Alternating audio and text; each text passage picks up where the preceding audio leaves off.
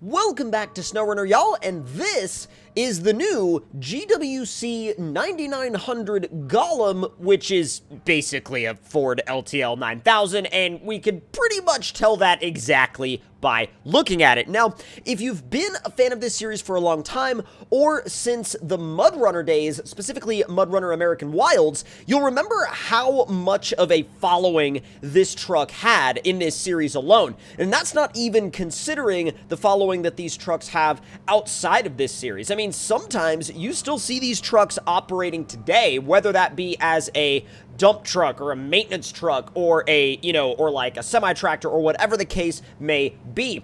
But before we get it into the garage, I want to show you guys what this thing actually sounds like, because not only does it have a unique soundtrack, but it also has some really cool work that's been done with the sound design of the mod. And let's go ahead and dive right into the sound first.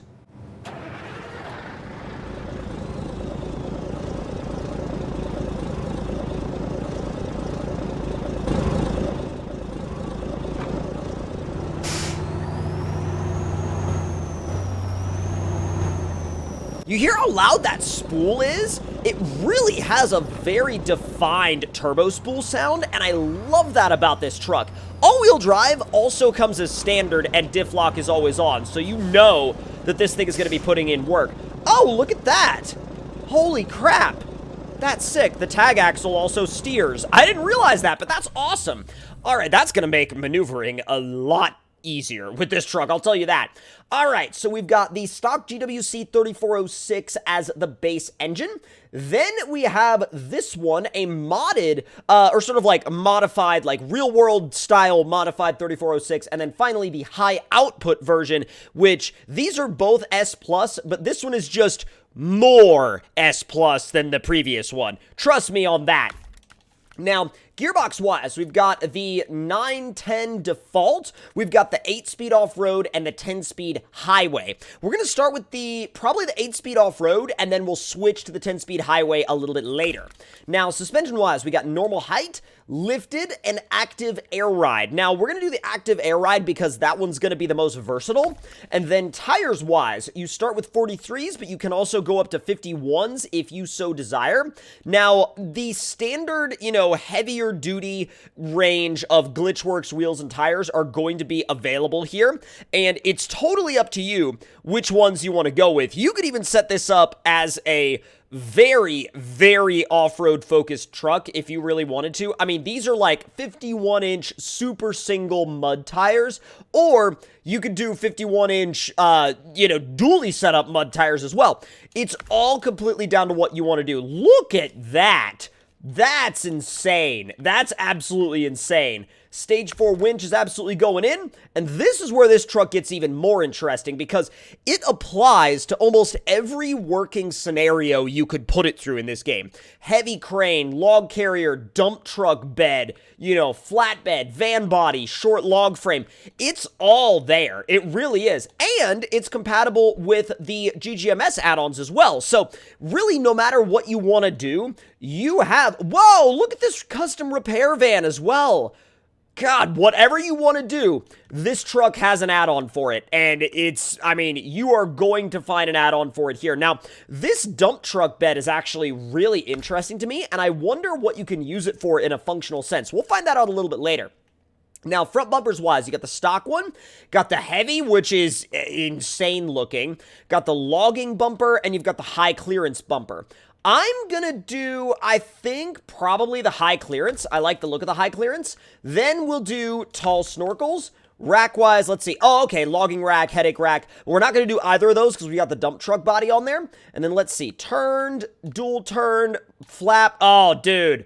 You really can't go wrong with any of these exhaust options. I actually like these 45-degree angle dual stacks. Those look sick. Now, let's see. Spare fuel tanks. Oh, we might as well. Steps, wait a minute. Oh, interesting. So those actually just bolt it to the frame. Huh. Oh, no, I see. Toolboxes. Okay, you know what? We'll actually swap out the spare fuel tanks for the toolboxes and steps. That looks great. Now, although, wait a minute. Would you actually be using those steps, though, because there's a dump truck body there? No. Back to the spare fuel tanks. Okay, yep. Had to think about that for a second. Cab lights.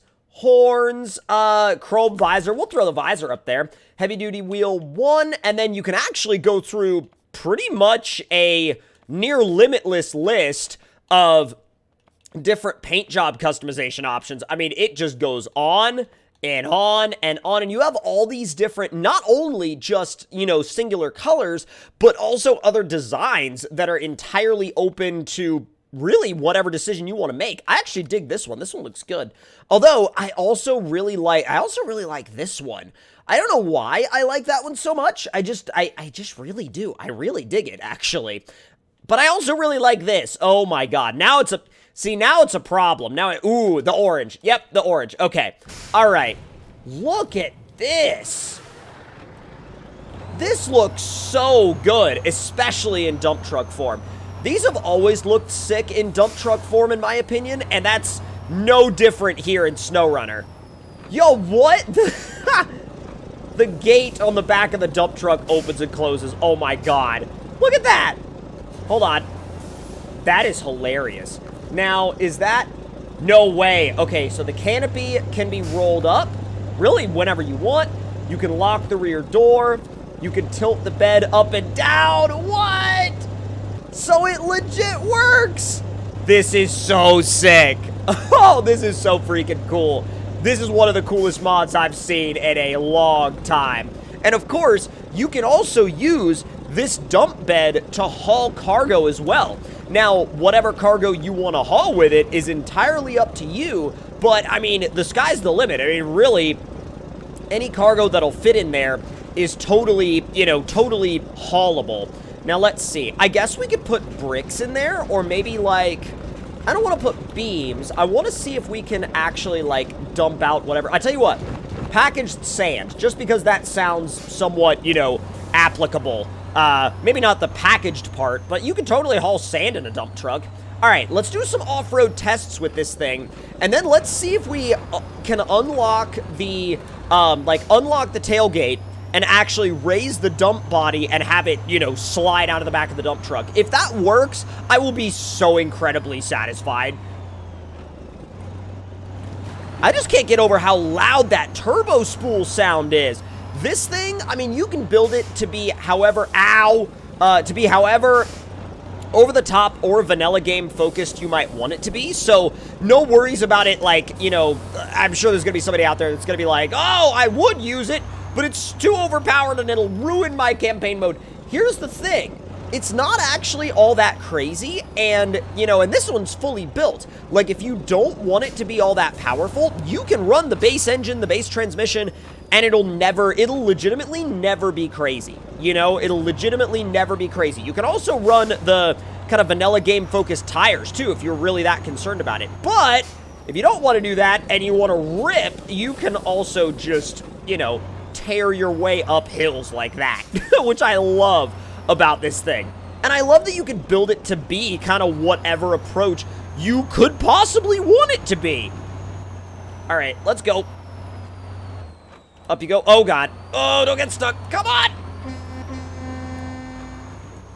I don't know why I honked the horn. I don't know why I thought that that was going to help me. I mean, oh, God. Dare I go through a rock crawling obstacle? I mean, I know that that's not really what this truck's for. I tell you what. We'll pass up the rock crawling obstacle for now, and we'll make our way on down to the mud bog obstacle, because I feel like we're going to do a little bit better there than we would have done in the rock crawling section.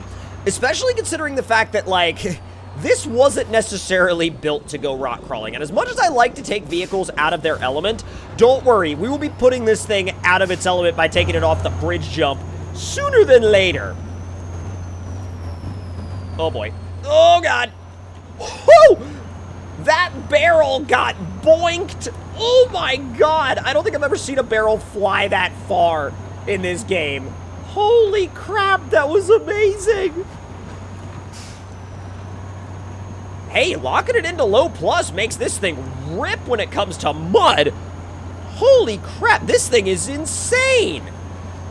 I'm absolutely in love with it. It's better than I even thought, like, I could have ever thought it was going to be. This is, if you like these trucks, if you are a fan of this era of Ford heavy-duty trucks, you need to get your hands on this thing. And I mean that in absolutely every possible way. Like, you need to get your hands on this truck. You will love it. You will absolutely love it. All right, let's see how it does through the dips obstacle. I'm sure it's gonna do just fine. Oh, boy. Honestly, super easy.